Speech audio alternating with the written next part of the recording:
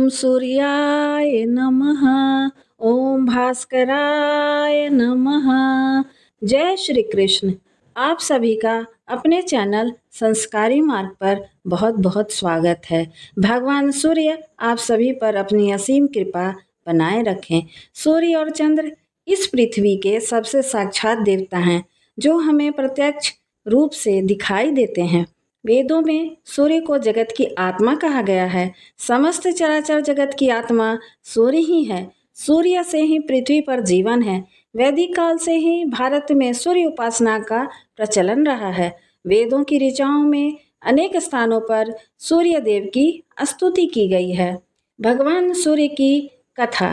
प्राचीन काल में एक बुढ़िया माई रहती थी। वह नियमित रूप से रविवार का व्रत करती थी। रविवार के दिन सूर्योदय से पहले उठकर बुढ़िया माई स्नान आदि से निवृत्त होकर आंगन को गोबर से लीपकर स्वच्छ करती।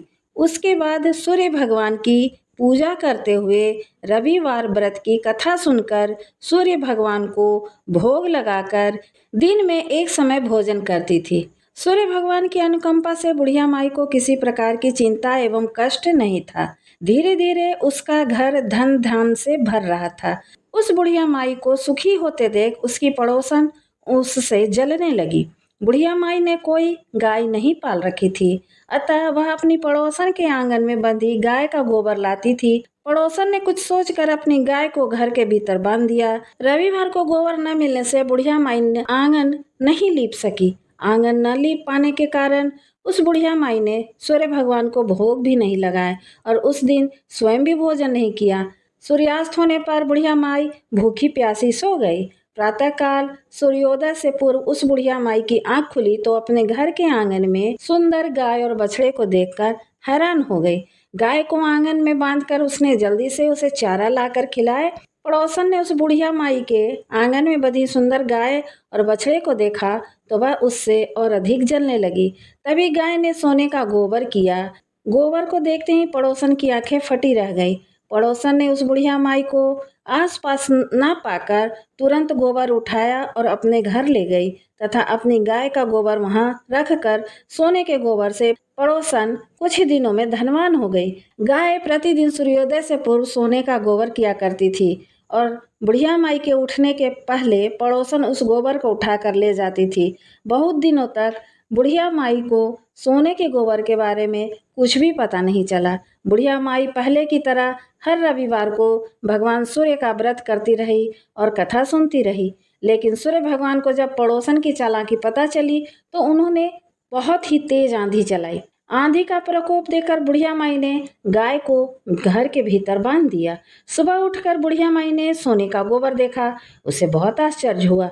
उस दिन के बाद से बुढ़िया माई गाय को घर के भीतर ही बांधने लगी। सोने के गोबर से बुढ़िया माई कुछ ही दिनों में बहुत धनी हो गई। उस बुढ़िया माई के धनी होने से पड़ोसन बुरी तरह जल भुनकर राख हो गई और उसने अपने पति को समझा बुझाकर उसे नगर के राजा के पास भेज दिया। सुंदर गाय को देखकर राजा बहुत खुश हुआ। सुबह जब राजा ने सोने का गोबर देखा तो उसके आश्चर्य का ठिकाना न रहा। उधर सूर्य भगवान को भूखी प्यासी बुढ़िया माई को इस तरह प्रार्थना करते देख बहुत करुणा आई। उसी रात सूर्य भगवान ने राजा को स्वप्न में कहा, राजन, बुढ़िया माई की गाय और बछड़ा तुरंत लौटा दो, नहीं तो तुम पर विपत्तियों का पहाड़ टूट पड़ेगा, तुम्हारा महल नष्ट हो जाएगा। सूर्य भगवान के स्वप्न से बुरी तरह भयभीत राजा ने प्रातः उठते ही गाय और बछड़ा बुढ़िया माई को लौटा दिए। राजा ने बहुत सारा धन देकर बुढ़िया माई से अपनी गलती के लिए क्षमा मांगी।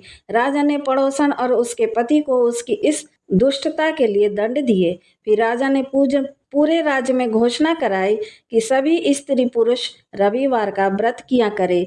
रविवार का व्रत करने से सभी लोगों के घर धन धान्य से भर गए और उस राज्य में चारों ओर खुशहाली छा गई। स्त्री पुरुष सुखी जीवन यापन करने लगे तथा सभी लोगों के शारीरिक कष्ट भी दूर हो गए।